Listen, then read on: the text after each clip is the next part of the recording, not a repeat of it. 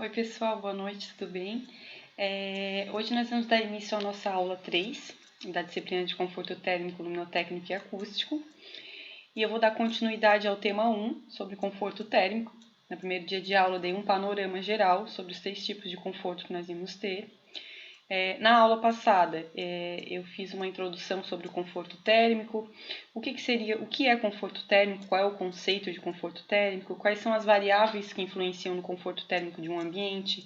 Então nós conseguimos ver que tem, em resumo, são 3 variáveis que influenciam, que são as variáveis climáticas, as variáveis arquitetônicas e as variáveis do metabolismo, a idade, o sexo. Vou mostrar aqui para vocês. Aqui, né, a gente viu na aula passada. Então, quantas variáveis de conforto? Tem as variáveis climáticas, que é a radiação solar, a temperatura, o vento e a umidade. Todos esses 4 fatores eles estão relacionados, né, à incidência da radiação solar direta na edificação. A incidência da radiação solar ela vai influenciar na temperatura do ambiente interno dessa edificação. O vento, né, dependendo do tipo de vento, o vento predominante na região vai influenciar nessa variável climática, e isso associado à umidade do ar que a gente viu um pouquinho na aula da semana passada. Quanto às variáveis humanas, eu falei um pouquinho para vocês de forma bem geral. Como eu falei para vocês, esse é um assunto bem complexo e completo, então envolve vários cálculos, mas vocês precisam entender o conceito para, junto com outros profissionais, solucionar soluções e técnicas construtivas na hora de projetar um ambiente, na hora de reformar ou adaptar um ambiente para algum tipo de atividade específica. Então, as variáveis humanas seriam o metabolismo, e eu falei para vocês que o metabolismo de cada ser humano é diferente, por isso que eu falei que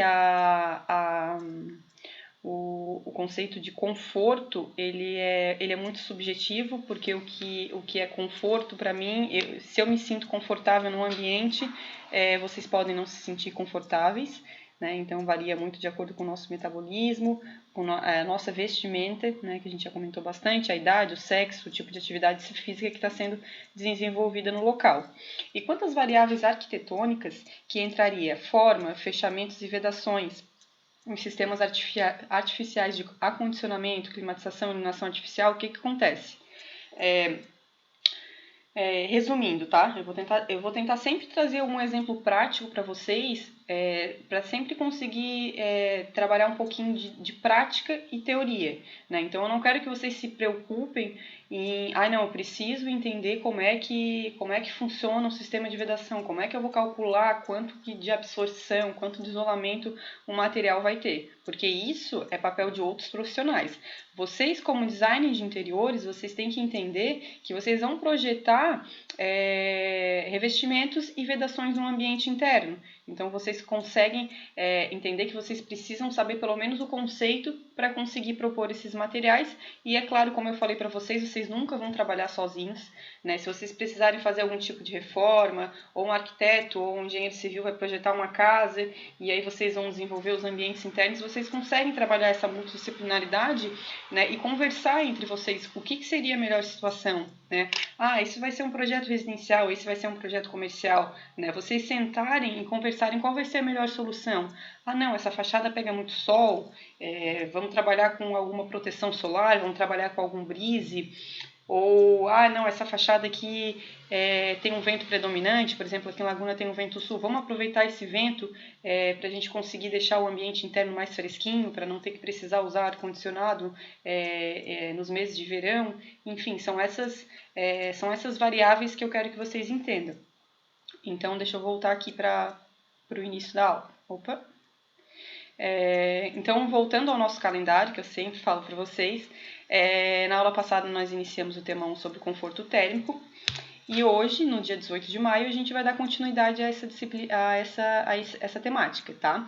Então, depois eu vou terminar a parte teórica aqui, depois eu vou passar um trabalhinho para vocês, vou separar em 2 vídeos para ficar um pouco mais prático, para não ficar muito maçante, para vocês entenderem melhor, e depois eu vou ficar disponível para vocês, tá? Para vocês tirarem qualquer tipo de dúvida, tanto na plataforma, né? O ideal é que vocês entrem em contato comigo pela plataforma. Se por acaso eu não respondi na hora, podem entrar em contato comigo via WhatsApp, mas a gente resolve todas essas situações no chat, tá? Eu estou sempre disponível ali para vocês durante a semana. Como eu sempre falei para vocês, eu sei que com esse período de quarentena, os horários, né, de muitos alunos que trabalham ou que têm filhos, ele está bem diversificado, né? Não são todos os alunos que conseguem entrar às 7 horas e sair às 10h20, então eu deixo bem claro para vocês que eu disponibilizo as aulas via YouTube, mas estou disponível para vocês durante a semana para que vocês tirem qualquer tipo de dúvida, qualquer tipo de sugestão, né? Eu sei que eu venho falando isso em todas as aulas, mas é muito importante para mim o feedback de vocês. Todos nós estamos nos adaptando, então sempre tem como a gente tentar melhorar, tanto eu como vocês, para que a gente consiga passar essa disciplina da melhor forma possível, né? Uma disciplina mais teórica. É claro que muitos de vocês queriam estar projetando ambiente, quer estar trabalhando com projeto comercial, mas essa é uma disciplina complementar que vai ser importante na hora de vocês projetarem um espaço, né? Vocês têm que lembrar, vocês têm que buscar esses conceitos de conforto para tentar projetar um espaço bem adequado para o cliente de vocês, tá bom?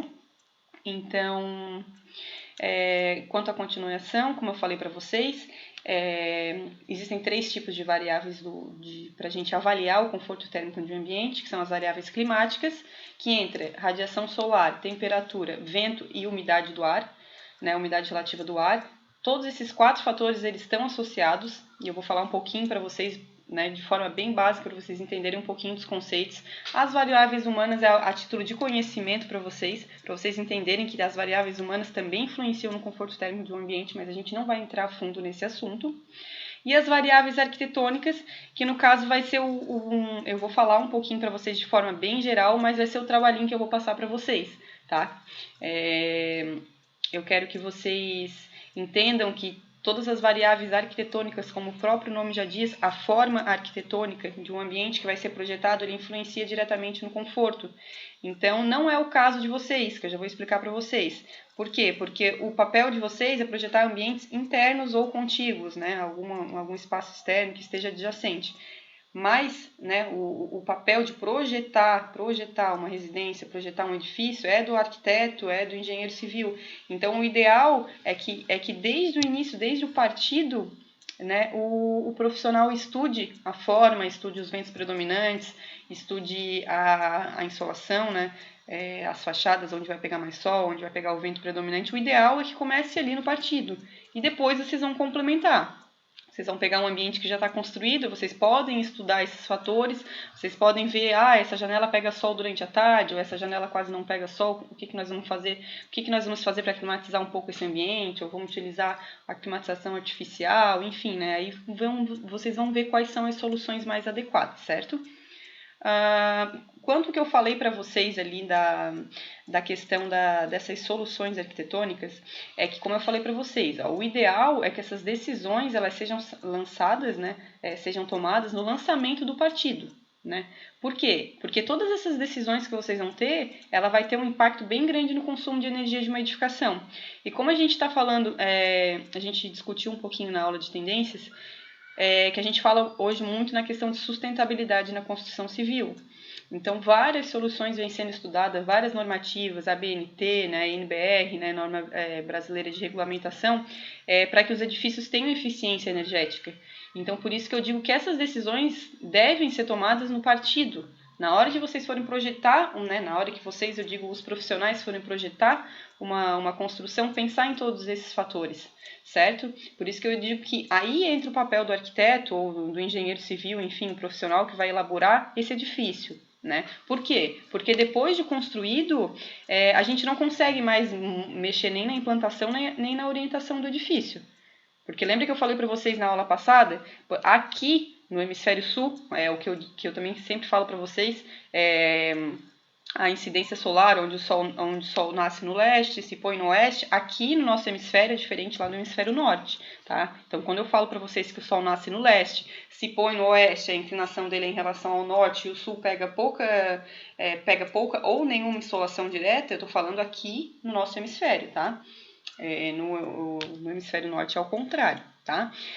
Eu digo assim, que as decisões que vocês, né, futuros designers de interiores vão tomar, elas são soluções que vocês conseguem trazer soluções para prover mais conforto, mas são soluções complementares. Vocês não vão conseguir converter essa situação. O edifício vai estar ali implantado naquela posição, as esquadrias que o profissional projetou, elas vão estar posicionadas, a orientação solar, enfim, mas vocês podem propor alguns materiais, algum tipo de vedação, algum tipo de piso, com um profissional... com um profissional, né, em contato com o arquiteto ou engenheiro, vocês podem propor algumas soluções na cobertura, né, porque às vezes a cobertura é muito quente, a gente está gastando muito com climatização, com refrigeração, vamos trocar esse telhado absorve muito calor, vamos trocar por algum outro tipo de telha, ou não, essa vedação das paredes a gente consegue trabalhar um pouco melhor, o vidro, então tem várias soluções e várias estratégias, né? Então esse vai ser o trabalho que eu quero que vocês procurem esse tipo de soluções para vocês conseguirem compartilhar com os colegas, entenderem um pouquinho sobre essas possíveis soluções, né? Então, na arquitetura, a eficiência energética ela não significa que vocês têm que desprover os espaços de luz artificial de ar-condicionado. Eu não quero dizer isso para vocês, tá? É que vocês têm que aproveitar ao máximo a luz natural e a ventilação natural. Tá? Quando vocês não conseguirem aproveitar tudo isso e ainda for necessário, aí sim vocês vão entrar para a luz artificial e para os sistemas de ar-condicionado, seja para refrigerar o ambiente, né, ou para climatizar, seja no quente ou seja no frio. Tá?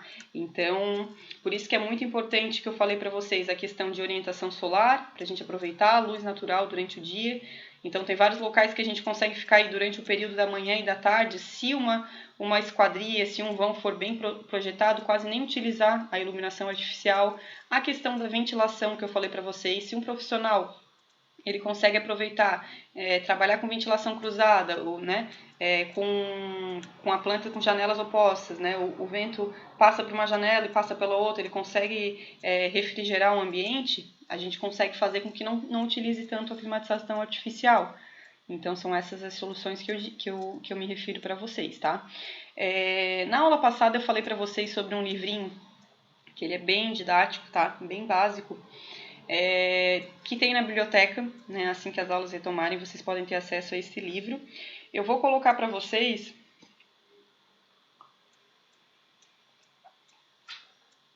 Eu consegui aqui na internet só um pouquinho do capítulo 1, algumas regrinhas, eu acho que... Algumas poucas, eu acho que até a regra 10, mas só para vocês entenderem um pouco da didática do livro. Como o próprio título já diz, ele dá 101 regras básicas para uma arquitetura de baixo consumo energético, que é o que eu disse para vocês. Hoje, as edificações elas sempre têm que buscar um baixo consumo energético. Falando de sustentabilidade, falando de construção civil, hoje tem normas que têm que ser utilizadas para esse baixo consumo de energia. Tá? Então, o livrinho ele vai trazer... Aqui, eu tenho algumas... No semestre passado, eu disponibilizei algumas regrinhas básicas, porque, como eu digo para vocês, tem coisa que é muito específica e vocês não vão entender porque a gente não vai entrar a fundo nesses assuntos, mas tem várias regrinhas básicas que vocês conseguem aproveitar. Durante a aula, eu vou falar algumas aqui para vocês, tá? E todo o material tá disponível na apresentação. Então, ele é um guia, ele é super prático, ele mostra, por exemplo, aqui, ó, aqui a gente tem uma regrinha, vamos ver se vocês conseguem chegar, mas só para vocês entenderem a didática do livro, ó. Aqui ele mostra a regrinha, ele fala qual é o tipo de regrinha, ele sempre traz uma figurinha para exemplificar o que é essa regra, para a gente fazer com que a gente consiga baixar o consumo energético de uma edificação, né? Reduzir esse consumo de energia, tá? Então, ele fala sobre a sustentabilidade na construção civil, como eu falei para vocês, de forma com que a gente consiga criar projetos mais eficientes. Esse é o nosso papel, eu digo para vocês, esse é o meu papel, né? O meu papel como professora Ana Paula, arquiteta e urbanista, é criar projetos que sejam mais eficientes, é fazer com que quando eu construa uma residência ou um edifício, eu consiga aproveitar ao máximo a luz natural, que eu consiga aproveitar ao máximo a ventilação natural, trabalhar com estratégias de ventilação cruzada, trabalhar na questão das aberturas, enfim, né? Todas essas soluções que eu venho falando com vocês. Tá? Esse livrinho ele é indicado tanto para arquiteto, né, desde da faculdade para arquiteto, para engenheiro civil, para quem vai trabalhar com paisagismo, porque vocês vão ver, vou passar algumas regrinhas básicas, mas a gente já conversou também que a vegetação ela é muito importante para refrigerar o ambiente, né, que ela deixa o ambiente um pouco mais fresco. Então também é indicada para paisagistas e, como eu falei para vocês que são designers de interiores, para poder entender como é que esses materiais funcionam na questão de absorver mais calor, estratégias básicas para fazer com que o sol não entre direto na edificação, que a gente consiga barrar, ou utilizar uma vegetação para fazer com que dê sombra em algum cômodo da casa que não possa pegar a insolação direta, enfim, essas estratégias. Então o livrinho ele é bem didático, tá?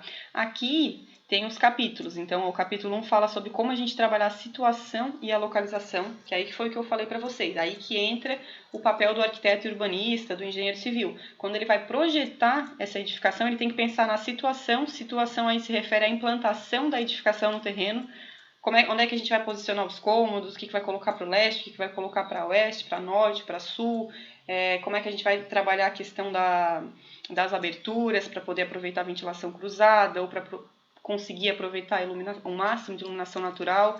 Vamos trabalhar com grandes vãos, vamos trabalhar com alguma clarabóia, enfim, né? Essas soluções. No capítulo 3 ele já fala um pouquinho sobre vedações externas de uma edificação. Né? Então, vedações, quando eu falo vedações externas, a gente está falando de vedação, parede e cobertura, é isso que veda, né? Isso vai vedar uma edificação. O capítulo 4 fala um pouquinho sobre o ambiente interno, e o capítulo 5 ele fala algumas regrinhas de acordo com os diferentes tipos de regiões, né? Porque a gente sabe que tem regiões de clima frio e regiões de clima quente, então as estratégias elas são diferentes para cada tipo de região, tá?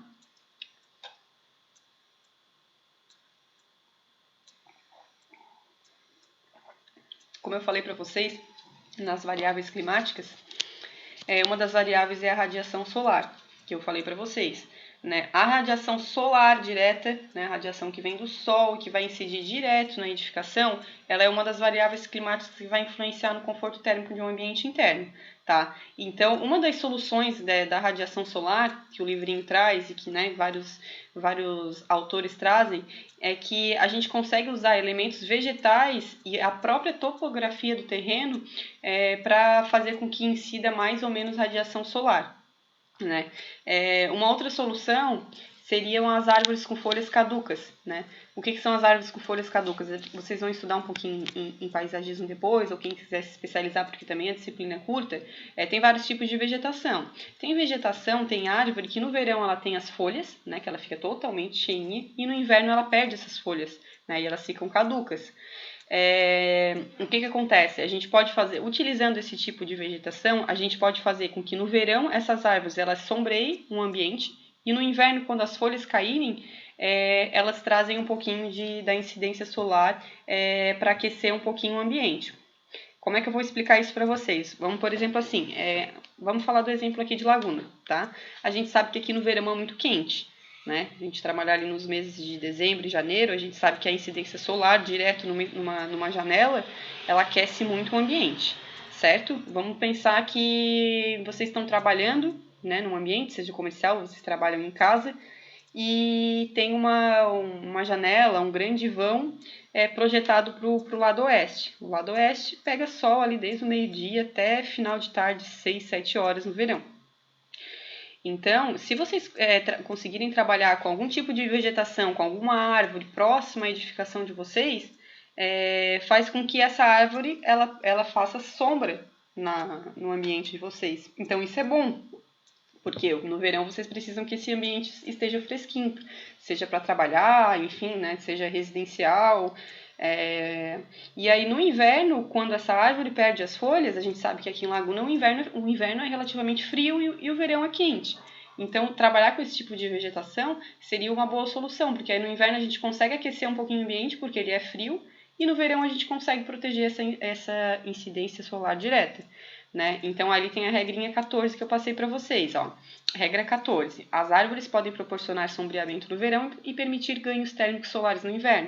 Aí, se vocês forem olhar no livrinho depois, quando vocês tiverem acesso, eu posso mandar para vocês aqui os xerox que eu tenho.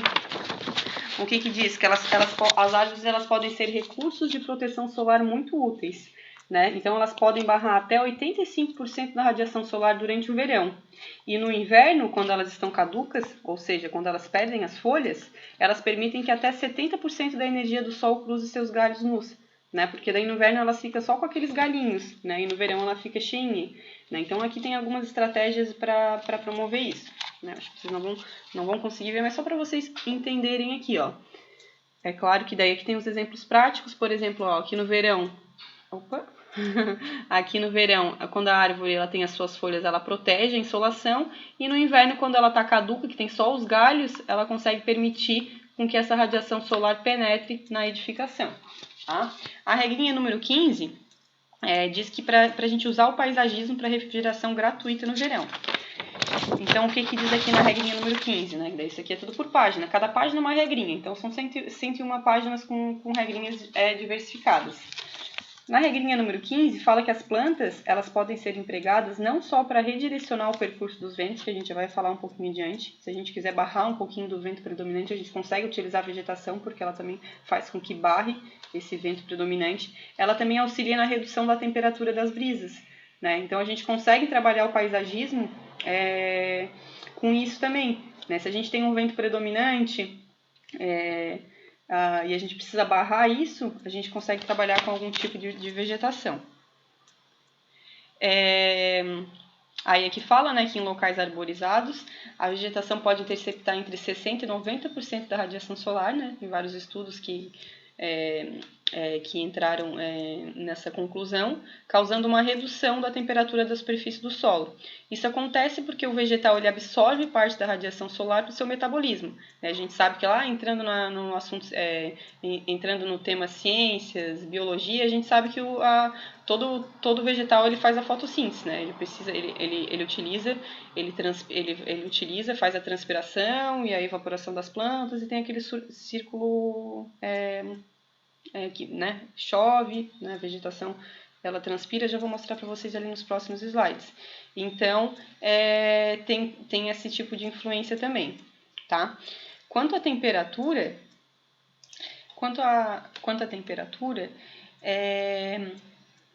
a gente consegue conhecer o comportamento da temperatura do ar num determinado local, né, ao longo do ano. Então, a gente sabe que passou lá o clima-tempo, ou lá no Jornal Nacional, a máxima para a cidade de Tubarão é tantos graus e a mínima tantos graus, né? Então, tem vários estudos que eles conseguem chegar nessa máxima e nessa mínima. E aí, com esses estudos, a gente consegue ver quais são os períodos que têm maior probabilidade de desconforto térmico, né? De acordo com o clima, de acordo com a região, de acordo com a insolação solar direta ou indireta, a gente consegue chegar nesses estudos. Então,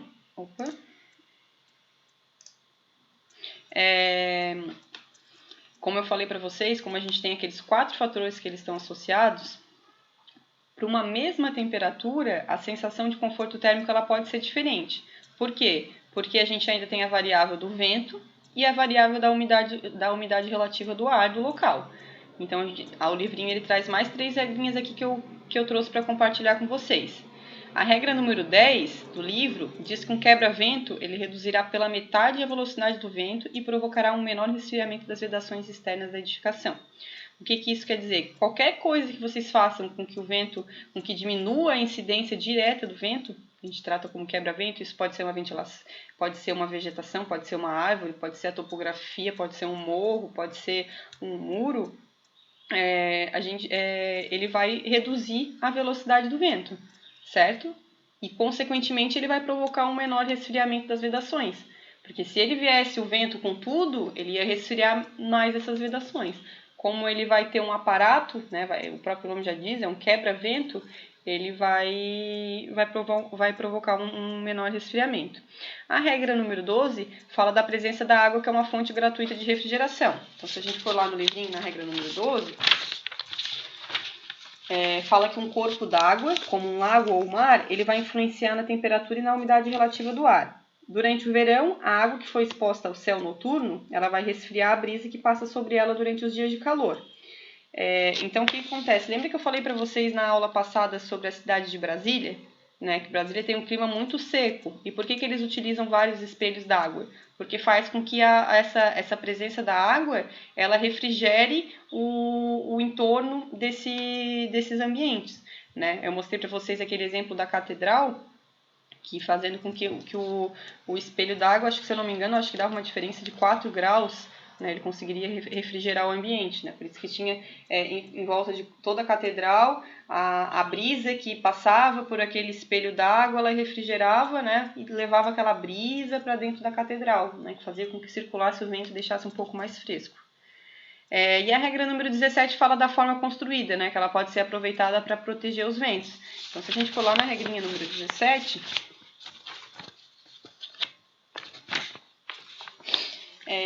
fala sobre, como eu falei para vocês, tanto a forma construída, seja o vento, seja, por exemplo, quando a gente projetou uma cidade, eles dão um exemplo no livro, claro que a gente entraria em outro assunto, mas vocês já estudaram um pouquinho de história da arte, vocês lembram daquelas cidades medievais que elas não tinham um formato de grelha, né, de quadras, porque eles eram todos amontoados, não tinham um formato regular das quadras. E isso faz com que o vento ele tome caminhos e ele canalize, então não vem aquele vento predominante direto, né? Então, a passagem do vento ela é impedida por essa forma construída, né? Porque ela vai criar o quê? Esses anteparos que eu falei para vocês. Esses anteparos, como eu falei, pode ser uma cerca viva, pode ser um painel vertical de vegetação, pode ser uma própria vegetação, pode ser um muro, pode ser a topografia de um terreno, pode ser um morro, né? A gente tem um terreno lá no campo e a gente quer construir a casa. Então, é bom o projetista analisar a topografia, onde que vem o vento predominante, então a gente consegue trabalhar a implantação da casa no terreno de uma forma mais eficiente.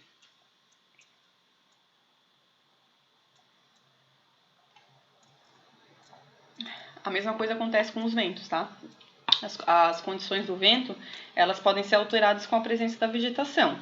Como eu falei para vocês, um local que tem vegetação, ele consegue resfriar melhor o ambiente. E aí foi o que eu expliquei para vocês.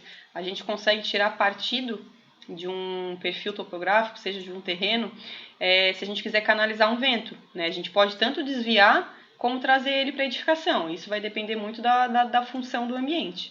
Então, em geral, quanto mais alto, quanto maior for a altitude, maior vai ser a velocidade do vento, né? Então, a velocidade do vento ela é mais baixa em locais tipo na cidade grande do que em locais abertos como o campo. Como é que eu vou dar o exemplo para vocês? Quando vocês vão subir a serra, vocês estão numa altitude lá, tantos 1000 metros acima do nível do mar. Vocês conseguem perceber que o vento lá é muito mais predominante, tem muito mais velocidade? Por quê? Porque a gente está numa altitude muito maior. Aí se vocês estão aqui no centro da cidade, né, no nível do mar, entre várias edificações, o vento ele vai ser menor, tá? Assim como acontece, vou dar o exemplo para vocês aqui de Laguna. A gente sabe que o vento nordeste ele é bem predominante aqui na nossa cidade. Então, se por exemplo vocês estão na beira do mar, num dia que tem um nordestão daqueles, vocês vão sentir muito mais a velocidade desse vento. Agora, por quê? Porque o vento nordeste ele vem da direção do mar, né? Agora, se vocês estão lá no centro histórico, lá entre as casas no centro histórico, passeando, vocês não vão sentir tanto esse vento nordeste. Por quê? Porque além de todas as casas, né, todas as construções, o centro histórico está voltado para o lado oeste. Né? O sol nasce no leste, aqui no mar, eu estou apontando para cá porque aqui é o mar, e se põe no oeste, aqui na minha frente. Então, se vocês estiverem no centro histórico num dia de muito nordeste, vocês vão sentir muito menos o vento do que se vocês estiverem na beira do mar, né? E aí o vento traz umidade, né? Quem mora aí na beira da praia consegue ver que naquelas épocas de nordestão, os vidros eles ficam todo melado, né? Porque ele traz essa umidade do ar. No centro histórico a gente sente menos. A salinidade... até a questão de enferrujar as coisas, quem mora perto da praia é muito maior do que quem mora no próprio centro, né? Então isso é bem recorrente, quem mora em cidade litorânea consegue perceber isso, né? Que as coisas enferrujam muito mais rápido. Né? Então, pensar nessa questão do desenho urbano. Quem trabalha com urbanismo, com projeto urbano, que vai projetar uma cidade, vai projetar um loteamento, ou vai projetar um conjunto habitacional, tem que pensar nessa implantação do terreno, tem que pensar nas esquadrias, né, onde vai projetar esses vãos, tem que pensar na insolação, o que é melhor colocar para o lado que recebe mais sol, o que é melhor colocar para o lado que não recebe insolação. Então, a umidade do ar, a gente já conversou um pouquinho na aula passada, né? Então, na aula passada, a gente conversou um pouquinho sobre o que é a umidade do ar, que eu falei para vocês, né? Não quer dizer que a umidade relativa do ar hoje na cidade de Tubarão é 80%. A umidade do ar é essa água que evapora, né? E ela evapora em forma de vapor. Então, ela vai evaporando, né? Os rios, os lagos, a transpiração das plantas. E quando ela fica totalmente saturada, vocês lembram que eu falei para vocês da esponja? Eu dei aquele exemplo prático. Né? Ela funciona da mesma forma que uma esponja. A gente vai colocando a água numa esponja, ela vai ficando pesada, né? Ela vai pegando, ela vai acumulando toda essa água. Chega um momento que ela satura e aí começa a pingar. É a mesma coisa que acontece com a chuva. Então, o ar ele vai tendo essa quantidade de água no ar e a partir do momento que ele não consegue mais reter essa água, ele vai condensar. E aí que acontece a chuva. Então, a gente consegue trabalhar a umidade relativa do ar quando o ar ele é menos que o máximo possível para aquela temperatura. Né? Aí a gente vai dizer qual é a umidade relativa do ar. Se a umidade relativa do ar não conseguir mais saturar, aí ela vai se transformar em chuva, vai voltar para os mares, para os rios, né? vai cair no solo e vai fazer todo o processo novamente. Então, eu trouxe aqui nesse slide aqui para vocês, eu coloquei em azul, porque eu trouxe alguns pontos que a gente já falou na aula passada. Então são algumas regrinhas básicas, né, que eu digo para vocês que é questão de teoria, que vocês só precisam entender como é que funciona, né? Quanto mais úmido, tá, for um ambiente, maior vai ser o efeito da temperatura sobre nós, seja no calor ou seja no frio, tá? Quanto mais úmido for um ambiente, se tiver calor vai ficar mais calor, se ele estiver úmido, e ele vai ficar mais frio se for um ambiente frio. Né? Então, se a gente está num ambiente de calor e a umidade relativa do ar aumentar, vai aumentar aquela nossa sensação de muito quente, sabe? Quando a gente está naquele abafamento de calor, né? Vai fazer com que a nossa sensação térmica seja bem maior do que realmente a temperatura que está no ambiente. Então, o que acontece? Se está muito quente e a umidade relativa do ar está alta, o nosso suor ele vai demorar para evaporar. Vocês entendem? Um clima úmido, como é que um clima úmido a gente vai conseguir transpirar? Como é que a gente vai conseguir evaporar isso? Né? Por isso que dá essa sensação de mais quente. A mesma coisa acontece no frio, tá? Se a temperatura está bem baixa, a gente está lá na serra, lá no frio, e a umidade é acentuada, a umidade... Hoje, em Urubici está menos 2 graus e a umidade relativa do ar está 80%. É bem alta. Ou seja, o que vai acontecer? O efeito do frio ele vai ser maior. Então, essa sensação térmica de frio vai diminuir mais ainda. Se lá está menos 2 graus, a sensação térmica vai ser de menos 5, vamos supor. Né? Estou dando um exemplo. Só para vocês entenderem que a umidade relativa do ar ela vai influenciar na sensação térmica, na temperatura desse ambiente. Então, se o ambiente está muito frio e a umidade relativa do ar aumenta, a gente vai ter a sensação de mais frio ainda. E se o ambiente está calor, bem calor, e a umidade relativa do ar aumentar, a gente vai ter mais a sensação de abafamento. Por quê? Porque se está úmido, o nosso suor ele não vai conseguir evaporar, ele vai ter mais dificuldade. Se tivesse um clima seco, vai evaporar muito mais fácil. Então, em muitos casos, tá, o ideal é que o clima seja frio e seco e calor e seco, por causa dessa questão da umidade relativa do ar. Embora eu já tenha falado para vocês na aula passada que é importante ter um nível de umidade do ar, principalmente para quem tem problema respiratório, porque o ar seco, né, ele seca as narinas, ele pode provocar sangramento. Quem tem problema com rinite, com sinusite, todas aquelas ites da vida, vai entender o que eu estou falando. Eu consigo dar um exemplo bem prático para vocês.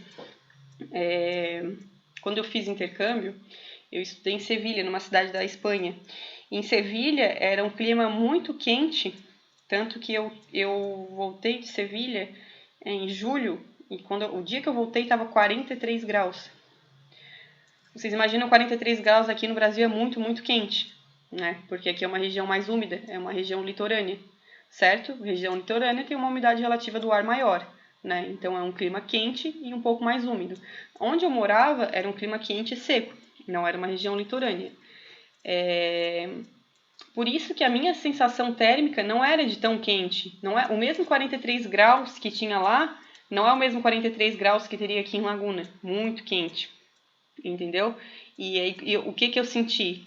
Que no período que eu fiquei lá, os meus problemas de rinite e sinusite quase que foram nulos, né? Então, só para vocês entenderem como é que a umidade relativa do ar ela tem influência direta nisso, né? É sempre ideal, eu digo, ideal, entre aspas, que seja um clima frio e seco e calor e seco, porque foi o que eu falei para vocês. A umidade, ela sempre vai fazer com que a sensação térmica, se a umidade relativa do ar aumentar, vai ficar mais frio ou vai ficar mais quente, né? Sempre vai aumentar essa sensação térmica, seja para o frio ou seja para o calor, né? Mas a gente sabe que isso é muito relativo.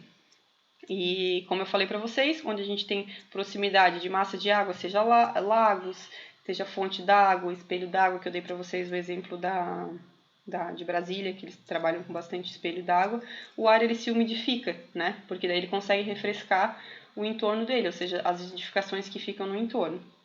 E o vegetal também, né? Tanto a presença de água como a presença de vegetação vai fazer com que o ambiente ele fique um pouco mais fresco, tá? E aí foi o que eu falei para vocês, né? Da evapotranspiração, né? Se vocês voltarem lá nas aulas de vocês de ciências e biologia, a gente sabe que a planta ela precisa transpirar para fazer as necessidades fisiológicas, né?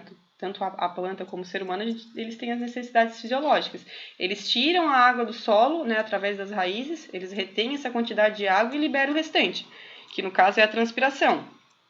Que tem aqui o esqueminha da flechinha para vocês, ó. Tanto os oceanos, os lagos e os rios, eles evaporam a água, né? A radiação solar, ela entra direto, né? Faz com que transpire essa água, vai acumulando. A mesma coisa acontece com os vegetais. Para eles se alimentarem, para eles fazerem a fotossíntese, eles vão pegar essa água do solo, né? Eles vão se alimentar, fazer todo o ciclo e fazer a transpiração. Então, a evapotranspiração é a soma da transpiração dos vegetais com a evaporação da água, né? As duas, em conjunto, elas formam as nuvens que se condensam e quando elas estão bem saturadas, quando a umidade relativa do ar está bem alta, aí vai vir a precipitação, que são as chuvas, e aí o ciclo vai começar tudo de novo, né? E aí, falando um pouquinho sobre a questão das vedações, que aí eu já estou entrando lá nas variáveis arquitetônicas. Vocês lembram que eu falei para vocês? Tem as variáveis climáticas, as variáveis humanas, que a gente não vai entrar muito no assunto, e as variáveis arquitetônicas. As variáveis arquitetônicas são os fechamentos e as vedações externas. É tudo que veda uma casa, seja a parede, seja a cobertura e seja o piso. É isso que vai vedar uma casa, certo? Então, são esses elementos construtivos. E eles que vão formar a arquitetura de uma edificação. E vocês, né, como profissionais, lá na lei que especifica quais são as funções do design de interiores, vai especificar que uma das funções de vocês é selecionar e especificar cores, revestimentos e acabamentos, certo? Por isso que vocês têm que conhecer os materiais, conhecer na teoria como que eles trabalham, qual material absorve mais ou menos calor, para vocês proporem soluções em conjunto com outros profissionais para atender as necessidades tanto da edificação como do cliente de vocês, tá? Quanto aos fechamentos, né, a gente tá trabalhando um pouquinho sobre fechamento, a gente tem dois tipos de fechamentos, fechamentos opacos e os transparentes. Tá, fechamentos opacos a gente poderia estar falando do tipo de vedação, parede, tijolo, concreto, enfim, tudo que é opaco e vai vedar uma edificação. E os fechamentos transparentes a gente pode trabalhar com sistemas de abertura, né, que são os vidros, que a gente sabe que toda edificação tem os fechamentos opacos, que é as vedações, tijolo, né, a alvenaria, a gente tem a cobertura, que é formado por telhas, a gente tem o piso, né? E a gente tem as esquadrias, sejam as portas, sejam as janelas. As janelas geralmente elas são de vidro, por quê? Porque precisa ter incidência solar e precisa ter ventilação.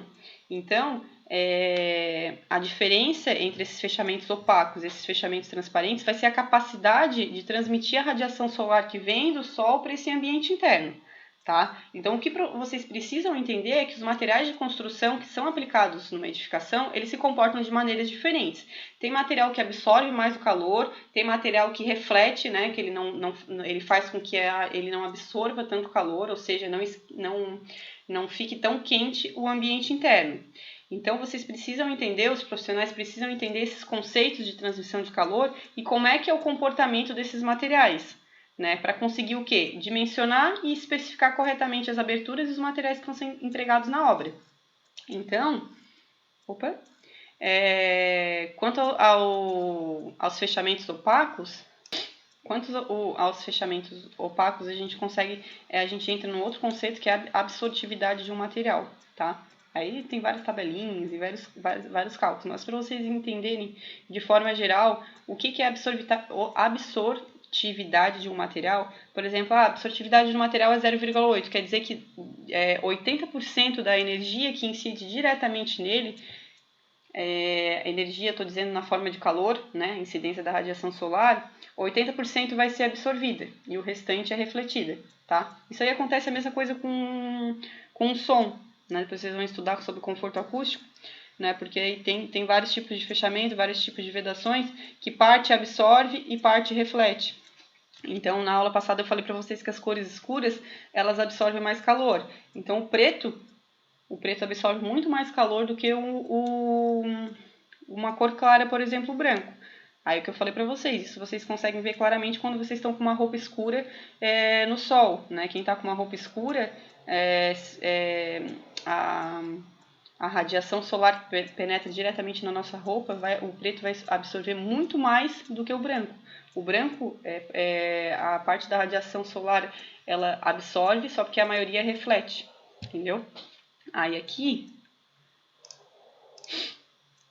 a gente tem um exemplo para vocês, ó, eu trouxe, né, uma tabelinha sobre a absortividade de cores e superfícies, que por exemplo aqui, ó, quanto à pintura, né, ó, pintura na cor branca, a absortividade é 0,20, né, ou seja, 20% é absorvido e o restante é refletido. Agora olha o preto. O preto, quase toda a energia da radiação solar que penetra, né, nesse tipo de vedação, 97% é absorvido, apenas 3% reflete. Então vocês conseguem ver essa diferença? Né? Aí aqui tem alguns outros tipos de materiais, ó, chapa de alumínio, chapa de aço galvanizado, a absortividade é 0,15, 0,25. Né? E, por exemplo, ali, ó, tijolo aparente, reboco, revestimento asfáltico, eles absorvem muito o calor.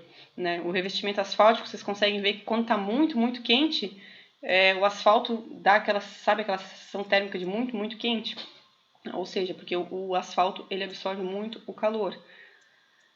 E quanto aos fechamentos transparentes, eu estou falando isso de forma bem geral porque esse vai ser o assunto do trabalho de vocês, que vocês pesquisem materiais, que vocês pesquisem soluções práticas para promover esse tipo de conforto. Tá? Então, quanto aos fechamentos transparentes, que eu falei para vocês, que no caso seria o vidro, né? E o vidro está na esquadria, está na cobertura, em clarabóias, enfim, eles compreendem as janelas, as clarabóias e qualquer outro elemento transparente que esteja na arquitetura. Então, o que a gente tem que pensar? O ideal é o que eu falei para vocês, é pensar sempre no partido, né? Tanto na orientação como no tamanho da abertura. Tipo de vidro, né? O vidro incolor ele vai absorver muito mais o calor, mas a gente tem outros tipos de vidro, a gente tem algumas soluções de vidro duplo, que daí fica vidro, uma camada de ar e vidro, daí tem o vidro laminado. Então tem várias soluções aí que quem for trabalhar um pouquinho sobre esquadrias e vedações vai pesquisar esses tipos de soluções. Mas, por exemplo, além da orientação e do tamanho, a gente tem que pensar que uma esquadria, um vidro, ele passa tanto a radiação solar quanto a iluminação natural. Então a gente tem que pensar nisso. Né? Então a gente tem que pensar que entra calor e entra luz de forma integrada. E sobre os tipos de vidro, o que a gente tem que pensar? Hoje em dia no mercado tem vários tipos de vidro, vários tipos de cores de vidro. Então o que a gente tem que pensar? Qual é a função do vidro de vocês? Admitir ou bloquear a luz natural? Admitir ou bloquear o calor solar? Vocês querem trabalhar essa esquadria para aproveitar bastante a iluminação ou para aproveitar bastante o calor? Né? Vocês querem utilizar esse tipo de vidro, né?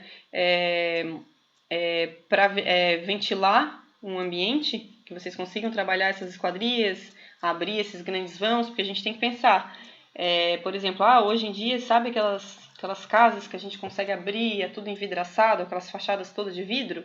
A gente tem que pensar, né? Não só na questão estética, a gente tem que pensar que tem a questão de segurança, tem a questão de iluminação natural. Claro, se a gente trabalhar com grandes vãos, com grandes aberturas de vidro, a gente consegue aproveitar melhor a iluminação natural. Mas aí eu pergunto para vocês, e a radiação solar? Né? E a posição dessas esquadrias? Será que não pega sol o dia inteiro? Né? Então vocês podem achar que, não, então eu vou economizar com iluminação artificial, porque a esquadria vai fazer com que o ambiente fique claro o dia todo, só que ao mesmo tempo a radiação solar vai incidir direto no ambiente de vocês, e aí vocês vão ter que gastar com ar-condicionado, com refrigeração. Vocês conseguem entender? Então tem que pensar nessas soluções. E aí vocês podem pensar também, como eu falei para vocês, as soluções que vocês vão pensar são soluções complementares. Aí entra a questão de cortina, tá? Quem já trabalhou, já teve a oportunidade de trabalhar em loja que trabalha com cortina, a gente pode trabalhar com cortina translúcida, semi-translúcida, a gente pode trabalhar com forro atrás da cortina, a gente pode trabalhar com blackout, tem vários tipos de tecidos que absorvem mais ou menos o calor, então sempre vai depender da função do ambiente de vocês, tá? Quanto aos tipos de vidro, eu sempre mostro para os alunos que sempre quando vocês forem olhar a fachada de um ambiente, vocês vão ver que vocês vão ver fachadas com vidro incolor, né? O vidro incolor ele passa radiação solar direta, tá? Por isso que tem várias soluções que trabalham com vidro duplo, que faz com que a temperatura ela não passe tanto, com vidro laminado, com camadas, né? Vocês vão pesquisar para o trabalho e vão conseguir entender melhor. Aí depois a gente tem o vidro fumê, que é esse aqui. Tem o vidro verde, vocês já devem ter visto em alguma fachada, o vidro verde. Tem o vidro bronze, tem bastante gente que trabalha com vidro bronze na fachada. Aí tem o verde, o azul, na verdade, tem o pontilhadinho. Aí o que vocês vão me perguntar, tá, e qual é a diferença desses vidros? Primeiro, questão estética. O vidro transparente, ele absorve muito mais o calor. Se a gente começa a trabalhar com cores, a gente tem que pensar assim, questão estética, vou trabalhar com vidro bronze. O vidro bronze pode ser que ele não passe tanto calor, ele reflita mais essa incidência solar. Mas o vidro transparente ele vai promover iluminação natural direta, né? Então, se a gente trabalha com o vidro incolor transparente no ambiente, a gente vai fazer com que a iluminação natural ela penetre no ambiente. Então, talvez a gente consiga trabalhar com menos iluminação artificial. Agora, se a gente trabalha com vidro fumê, o ambiente interno ele vai ficar muito mais escuro. A gente já vai perder a função de iluminação natural, de aproveitar a iluminação natural. Entenderam? Aí aqui eu trago algumas imagens de fachada, a gente consegue ver que essa edificação aqui, ó, ela tem várias esquadrias, ó, a gente trabalha com vidro verde, né? Aqui a gente tem outro exemplo de residência com a utilização do vidro verde. Esse aqui é um vidro espelhado. O vidro espelhado, ele é interessante porque ele reflete mais o calor, porque ele atua como um espelho, né? A radiação solar, ela bate no vidro e como ele é espelhado, ele volta, né? Ou seja, ele reflete. Aí aqui a gente tem mais alguns exemplos de fachada. Ó, as fachadas, né, com cores bem claras, coincidentemente todas essas aqui tem uma cor branca. A cor branca ela absorve muito menos o calor. Se vocês trabalharem com uma edificação com uma cor muito escura, ela vai absorver mais o calor, tá? Aqui a gente tem algum outro exemplo de fachada. Utilização do vidro verde, ó, a gente consegue ver que eles utilizam cortinas, né? Que eu falei para vocês seria uma solução complementar e algo que vocês vão trabalhar bastante, tá? Em colocar cortina no ambiente de vocês, então vocês têm que pensar qual é a função, perguntar para o cliente de vocês qual é a função, se ele quer um ambiente mais intimista, se vocês vão colocar só uma cortina translúcida, só, por exemplo, trabalhar com uma cortina de linho, ou se, não, é uma sala de TV, eu quero que fique mais aconchegante, eu não quero que passe nada de radiação solar, se eu quiser ver um filme, alguma coisa, vocês vão ter que trabalhar com blackout, tá? Mesmo se a cortina for veneziana, sabe aquelas cortinas venezianas? Lá naquelas frestinhas ainda passa radiação solar, tá? E tem cliente que se incomoda. E aí já entra uma outra questão, que vocês com certeza vão aprender na prática, tá? Eu fui aprendendo na prática, e aí já entra outra questão, cortineiro. tá? Então, quando vocês vão projetar um ambiente, lá no briefing com o cliente de vocês vão pensar, tá, esse aqui é o dormitório, certo? E aí vocês vão perguntar para o cliente de vocês, vocês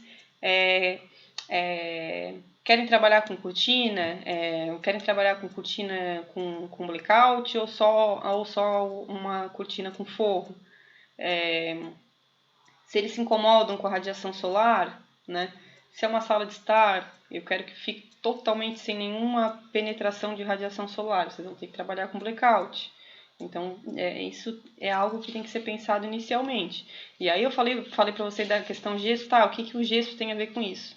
Porque sempre quando vocês forem projetar um ambiente, geralmente vocês vão trabalhar com rebaixo de gesso, certo? E o rebaixo de gesso tem aquele cortineiro que fica na janela. E dependendo do tipo de cortina que vocês forem utilizar, vocês vão ter um cortineiro mais profundo ou menos profundo, tá? Se vocês forem trabalhar só com uma cortina, só com uma camada de cortina, por exemplo, um linho, que é bem padrão, um gesso com cortineiro com 15 centímetros de profundidade é o suficiente. Agora, se o cliente de vocês quer trabalhar com blackout, que vai ter que trabalhar com 2 trilhos, colocar um trilho com tecido de blackout e o outro trilho na frente com tecido, seja de linho, ou seja, qualquer outro tipo de tecido que vai ficar para dentro do ambiente, vocês já vão ter que trabalhar com 20 centímetros de profundidade. Por isso que eu falei que isso são coisas que a gente tem que associar e na hora de projetar a gente tem que pensar nisso tudo.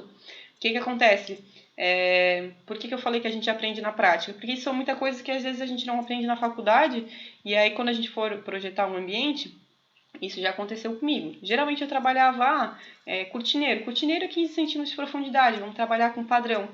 Mas uma coisa que eu aprendi é que não existe padrão, tá? Não existe padrão na arquitetura, não existe padrão para projetar um ambiente de interiores. Por quê? 15 centímetros não é o padrão. Por quê? Porque uma cortina com forro não quer dizer que é padrão. Todos os projetos eles estão personalizados.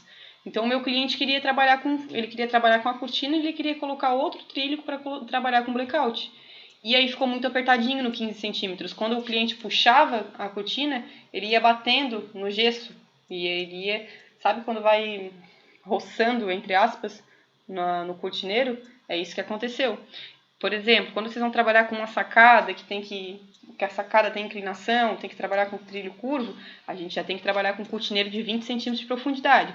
Por quê? Geralmente sacada é sempre bom a gente colocar seja um blackout ou um forro, porque a sacada geralmente ela pega insolação direta. O que acontece aqui na minha casa? Eu não vou conseguir mostrar para vocês que eu teria que virar a webcam.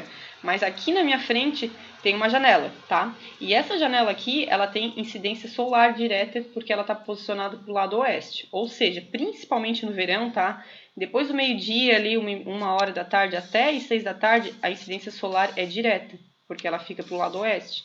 Então, quando o sol, a partir do meio-dia, que ele está a pino, e a partir do momento que ele vai se pondo, a incidência solar vai direto na minha janela. O que acontece? Aqui é piso laminado, e a gente sabe que a incidência solar direta, ela acaba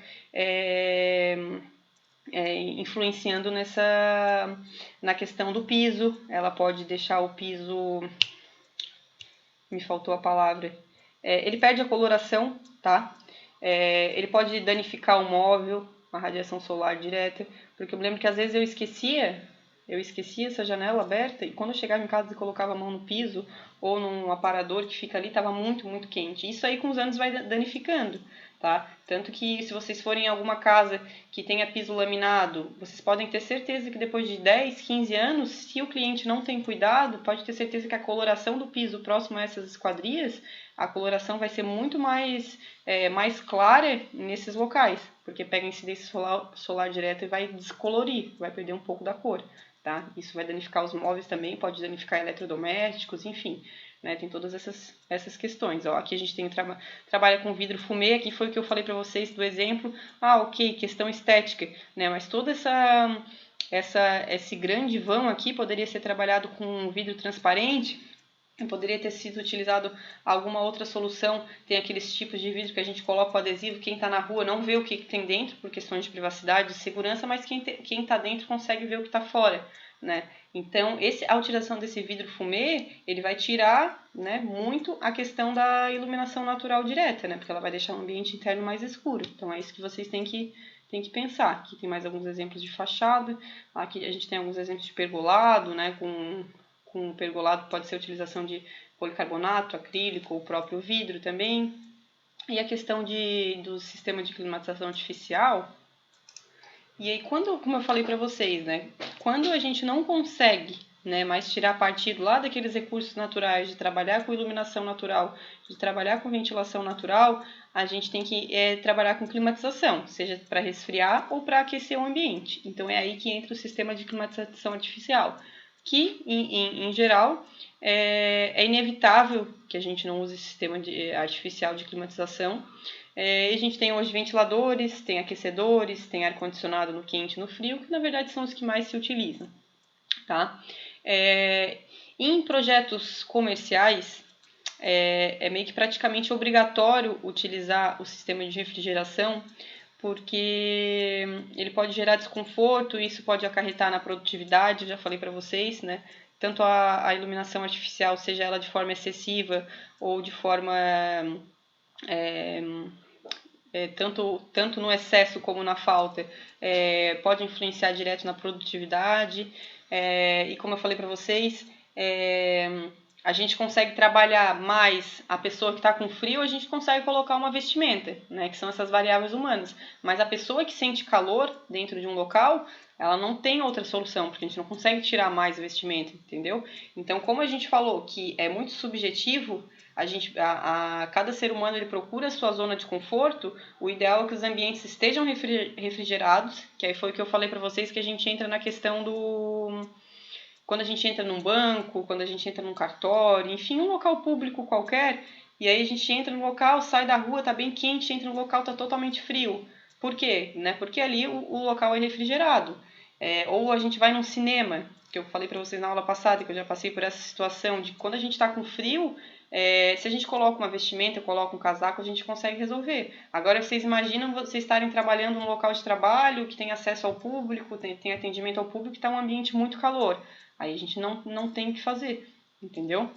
Então, o sistema de refrigeração, ele é primordial, tá? E a gente tem algumas soluções que influenciam nessa refrigeração, e a gente tem que saber utilizar de forma racional esses equipamentos para fazer com que a gente não tenha desperdício de energia. E uma das coisas muito importantes que ocorrem sim desperdício de energia, gente, é caixilho, tá? O que veda ali as portas e as janelas, tá? Sabe aquelas frestinhas que ficam entre a porta e as janelas? Elas são os grandes vilãs, entre aspas, do resfriamento de uma edificação.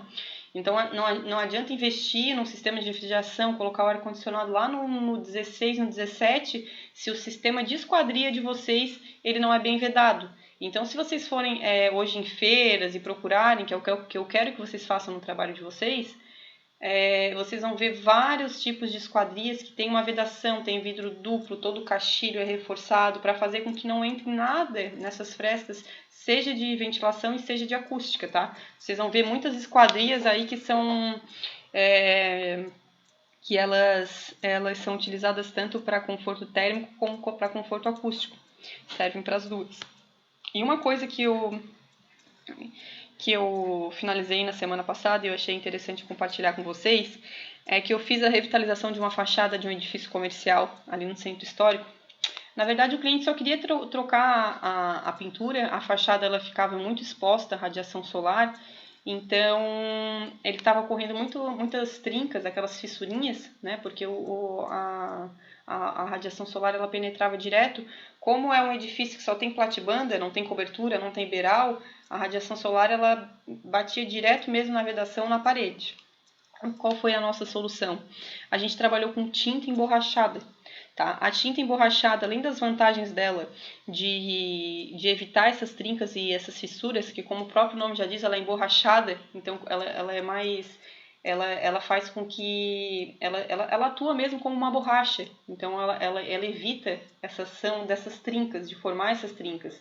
Tá? E essa tinta, coincidentemente, não foi utilizada para essa função, mas quando eu fui pesquisar e fui fazer a compra dessa tinta, eu vi que a tinta emborrachada, aí vocês vão ver que tem tanto da Resicolor como da Suvinil, a utilização dessa tinta faz com que a radiação solar que penetra no ambiente, dentro do ambiente interno, ela diminui até 4 graus da radiação solar, ou seja, a temperatura da radiação solar que incide nessa edificação, internamente ela dá essa diferença de 4 graus, do que se fosse utilizar uma tinta acrílica qualquer. Então também é uma vantagem, então achei bem interessante compartilhar com vocês. Então vocês vão ver vários materiais, vários tipos de vedações, seja em parede, seja em piso, seja em cobertura, ou parede dupla, ou parede drywall, né? Vocês vão ver que tem várias, tanto para a questão térmica como para a questão acústica, parede drywall com aquela lã de rocha, lã de vidro que fica entre elas, cobertura, né, colocar embaixo da telha lã de vidro ou aquelas telhas aluminizadas que faz com que a incidência solar bata e reflete, né, não traz tanto calor para dentro de casa. A utilização de sistemas de esquadrias, seja com vidro duplo, vidro laminado ou películas. Tem a questão das fachadas ventiladas, né, que é uma tendência e é uma solução construtiva bem interessante. Eu dei alguns exemplos ali para vocês pesquisarem, para compartilhar com os colegas. Tem a questão da utilização da vegetação, do espelho d'água, da água para refrigeração, para deixar mais fresco o ambiente, tá? E aí entra na questão de tendências, e se eu entrar na questão de tendências, a gente falou um pouquinho sobre nessa época de isolamento social, de trazer um pouco da natureza para dentro de casa, de utilizar a vegetação. Então, tanto para a questão de trazer bem-estar, a vegetação traz um pouco desse frescor, né, e deixa o ambiente um pouco mais fresquinho. Aí aqui eu trouxe também algum exemplo para vocês sobre... A gente tem também a questão dos ventiladores, tá? Os ventiladores, eles já foram muito utilizados, hoje a gente usa mais o sistema de refrigeração mesmo por ar-condicionado, mas ele é um sistema de refrigeração. Tem vários ventiladores que também utilizam a questão estética, então vocês vão ver vários ventiladores que o cliente, na verdade, às vezes usa mais por questão estética do que a questão ventilação mesmo. E aí eu trouxe um exemplo para vocês, que é bem interessante, às vezes a gente fica na dúvida, quando começa a projetar, eu também já tive essa dúvida, quanto à ventilação mecânica, a questão da exaustão. A gente precisa ter exaustão sempre no ambiente. E aí entra a parte de exaustão mecânica. Principalmente em, por exemplo, banheiros, quando a gente tem um lavabo que não tem janela, a gente trabalha com aquelas ventoinhas para trazer a ventilação mecânica. Cozinha também, quando a gente utiliza a coifa, né? Então a gente pode utilizar tanto a coifa como o depurador, e elas possuem funções diferentes para filtrar esse ar. Quando a gente faz fritura, né, a gente precisa fazer com que esse ar ele seja filtrado e renove para o ambiente. Então, o que acontece, tá? A gente tem dois tipos de ventilação. A gente tem a coifa e o depurador, tá? O que acontece? Quando vocês vão instalar uma coifa dentro do ambiente de vocês, isso são coisas que vocês precisam definir lá no briefing, tá? Com o cliente de vocês. Vocês precisam fazer alguns tipos de pergunta para entender qual é a necessidade dele, tá? Qual é a função da coifa? A coifa, ela dá a troca completa do ar, ou seja, o que ela faz? Vocês estão fazendo fritura, vocês vão ligar a coifa, ela vai pegar esse ar gorduroso, né, vai sugar esse ar e por meio de uma tubulação vai levar lá para a rua, certo? Então ela é mais eficiente. E o depurador, ele é ao contrário da coifa, tá? Ele vai pegar, né, vocês estão fazendo fritura ali na cozinha, ele vai filtrar esse ar, né? E por meio do filtro que tem dentro do equipamento, ele vai filtrar e vai devolver para o mesmo ambiente interno, tá? E aí, de vez em quando, né, durante alguns meses, a gente tem que trocar esse filtro. Então, qual é a diferença? O que vocês têm que pensar? Se vocês estão trabalhando numa residência, é mais fácil vocês terem um buraco para a área externa para poder jogar esse ar. Se vocês estão trabalhando na questão de edifício, vocês precisam ver se vocês têm uma parede que dá para uma área externa. E também tem que ver com a construtora se vocês conseguem fazer esse furo na parede para levar esse tubo e jogar esse ar para fora. Então tem toda uma questão. Outra coisa, o depurador, a instalação dele é muito mais fácil, né? Vocês não precisam colocar aquele tubo todo para levar para a rua. É mais barato, é menos eficiente, mas... aí a gente entra em questões de tendências, né? Tendência comportamental. Hoje em dia as pessoas estão tendo uma alimentação cada vez mais saudável, quase não faz fritura dentro de casa, ou quase não faz mais almoço, não faz muita comida no local, almoça fora, enfim. Aí tem que ver com o cliente de vocês. Se ele quase não faz comida, se ele quase não faz gordura, vocês podem trabalhar com depurador. Agora, se é um cliente que gosta de cozinhar, que está sempre fazendo fritura, é bom vocês pensarem nessa questão e tentar trabalhar com uma coifa, né? E aí, essa tubulação, vocês podem jogar pelo gesso, né? Vocês podem rebaixar com gesso, levar esse tubo até chegar nessa parede que vai ser a parede externa que vocês vão conseguir jogar esse ar. Então tem esses dois tipos. Aí eu trouxe aqui o desenho para vocês, ó. A coifa, ela vai pegar esse ar, vai sugar esse ar da fritura de vocês, vai vir por uma tubulação, vai chegar até uma parede externa. O depurador não. O depurador, ele vai filtrar esse ar gorduroso de vocês, ele vai passar por um filtro ali no equipamento e já vai devolver para o ambiente interno limpo. Ou seja, ele passou por esse filtro. Então, vocês precisam definir com o cliente de vocês qual é a prioridade dele, tá? Aí eu coloquei aqui para vocês, ó. Para escolher entre coifa e depurador, vocês precisam levar em consideração o tamanho do ambiente, a frequência e a intensidade com que você cozinha, como eu já falei para vocês. Se são preparados pratos fritos mais de 2 vezes por semana, que é o que eu falei para vocês, vocês têm que atuar mesmo como um psicólogo e perguntar tudo para o cliente de vocês. Geralmente vocês almoçam em casa, geralmente vocês jantam em casa, vocês gostam de fazer fritura. Vocês têm que perguntar todo esse tipo de coisa. Vocês ficam bastante tempo na cozinha ou quase não utilizam a cozinha. Então, é aí que vocês vão conseguir definir esse tipo de escolha. Aí, o que eu falei para vocês, hoje a gente tem a ventilação mecânica por meio de ventilador, tá? Ele é mais econômico, né? Ele tem um custo menor, a facilidade de instalação do ventilador é muito mais fácil do que de um ar-condicionado, porque a gente sabe que o ar-condicionado, ele precisa ter toda aquela pré-instalação. Então, se a gente vai reformar um apartamento e não tem pré-instalação de ar-condicionado e essa parede ela não está direta para a parede externa, porque se a gente tem um ambiente, como é que eu vou explicar para vocês? Se a gente tem um ambiente que a parede dele, onde vai ficar o aparelho, e já é a parede externa, a gente já consegue colocar o direto com condensador. Agora, se é um ambiente interno, por exemplo, não vou conseguir mostrar para vocês, mas aqui do meu lado tem um ar-condicionado. Quando eu reformei esse apartamento aqui é a sala de jantar onde eu fico dando aula para vocês. Não tinha pré-instalação do ar-condicionado, tá? Então eu tive que fazer toda a pré-instalação, eu tive que passar a tubulação toda por cima do gesso para chegar lá na parede externa, onde o meu edifício ele libera eu colocar o condensador para fazer essa ligação, né, do aparelho com o condensador. E a gente sabe que o ar-condicionado ele tem que ter um dreno, né? Porque ele sai aquela água quando ele está em funcionamento. Então eu tive que quebrar a parede, né? Eu quebrei toda a parede aqui do ar-condicionado, passei o tubinho do dreno, ele passou por baixo do piso, ele tem que ter uma leve inclinação para a água ela não ficar parada. E aí, como eu coloquei laminado por cima, né? Ele foi e chegou ali até a parede externa e aí encontrou a rua e levou o dreno até a parte de baixo. Então, são essas coisas que têm que ser pensadas, tá? Ventilador que eu falei para vocês por questões estéticas, né? Hoje tem vários ventiladores que atuam como questão estética, que eles atuam mesmo como uma questão decoração, como em conjunto com a iluminação, tá? Por exemplo, aqui a gente tem um ventilador que ele é um lustre mesmo. E quanto ao aquecimento artificial, a gente tem vários tipos de aquecimento, né? Hoje em dia a gente trabalha com ar-condicionado quente e frio, mas a gente também tem lareira, tem vários tipos de aquecedores portáteis que provavelmente vocês devem ter em casa aí, tem aquecedor elétrico, tem aquecedor a gás, tem aquecedor a óleo. Provavelmente algumas de vocês aí, os friorentos devem ter aqueles portáteis para no inverno, quando for tomar banho, aquecer o ambiente. Aquecimento elétrico hoje é o mais utilizado. E a questão do resfriamento, como eu falei para vocês, o ar-condicionado hoje é o mais utilizado, tá? E aqui é o exemplo que eu falei da pré-instalação, ó. Quando a gente está trabalhando com reforma, se eu quero instalar esse ar-condicionado aqui, ele não tem pré-instalação pronta, eu vou ter que quebrar toda a parede. Se o cliente não quer quebrar a parede, essa tubulação vai ficar externa, só porque a infraestrutura do ar-condicionado, os tubos que vai e volta, aquela tubulação de cobre, ela é grande, né? Então esteticamente não fica legal. Por isso tem que ser bem pensado a hora que for instalar esse ar-condicionado, tá? E já digo uma coisa para vocês, tá?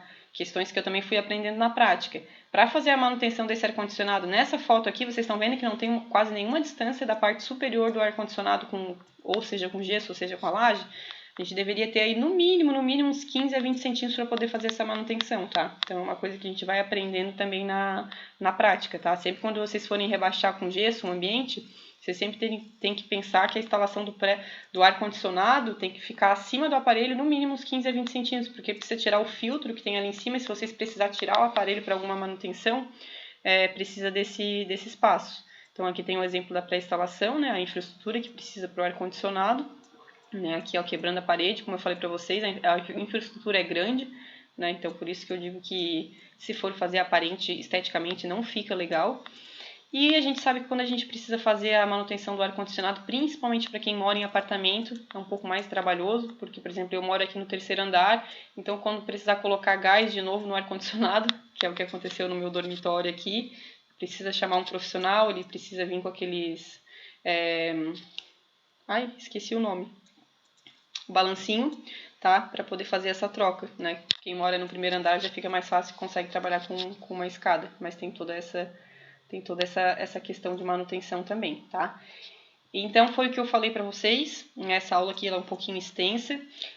Mais um intuito, o que eu quero de vocês? Eu quero que vocês entendam no conceito, eu quero que vocês entendam um pouquinho como é que acontece, quais são as variáveis que influenciam, e eu quero que vocês pesquisem mesmo. Pesquisem tipos de vedações, que vocês conseguem isolar melhor o ambiente, tipo de pisos. Hoje tem vários pisos, tem até pisos aquecidos, tá? Vários tipos de esquadrias hoje também, que trabalham com a função de promover o conforto térmico de um ambiente. Tem vários tipos de telha, telhado, que mais que eu coloquei ali no trabalho? A questão das fachadas ventiladas, que é um assunto bem legal. Se vocês forem pesquisar, tem bastante assunto sobre. Então, né, trazer aqui para as colegas mesmo bem o básico, para vocês entenderem um conceito que é o que eu falei para vocês. O papel de vocês é especificar materiais. Vocês vão ter um outro profissional que vai pensar no partido dessa edificação, que vai pensar em questões mais referentes a projeto em si. As soluções de vocês vão ser mais complementares, mas vocês precisam entender o conceito disso para propor soluções para esses ambientes de vocês, de acordo com a função, de acordo com o cliente, de acordo com o orçamento do cliente de vocês, de acordo com a função do ambiente, o que vai ser desenvolvido no local, enfim, né, tem todas essas variáveis, tá? Depois eu vou explicar para vocês a temática do trabalho, e se vocês tiverem qualquer tipo de dúvida, é só entrar em contato comigo, mandar mensagem ali pela plataforma, pelo Teams, eu vou estar aqui disponível para vocês. Ele é um assunto bem teórico, mas eu sempre tento trazer um pouquinho da prática para vocês conseguirem relacionar e entender um pouquinho desse assunto, tá? Então eu vou subir esse vídeo para vocês, colocar ali na plataforma e vou explicar para vocês um pouquinho sobre o trabalho, tá bom? Espero que vocês consigam entender e qualquer dúvida é só chamar, tá?